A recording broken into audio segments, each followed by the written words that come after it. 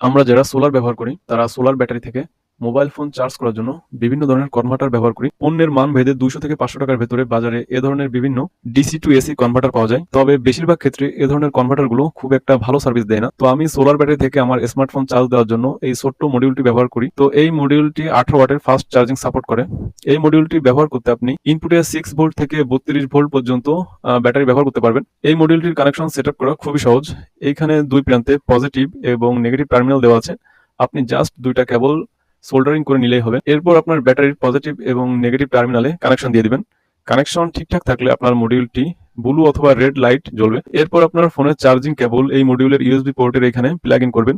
যদি আপনার কেবলটি এবং আপনার ফোন ফাস্ট চার্জিং সাপোর্ট করে তাহলে আপনি দেখতে পারবেন আপনার ফোনটি 18 ওয়াটে ফাস্ট চার্জিং হচ্ছে। তো বাজার থেকে যে সস্তা সোলার মোবাইল চার্জার কনভার্টার গুলো পাওয়া যায় এগুলো না কিনে আপনি যদি 100 থেকে 150 টাকার ভিতর এ ধরনের ফাস্ট চার্জিং সাপোর্টেড মডিউল কিনে আপনি ব্যবহার করে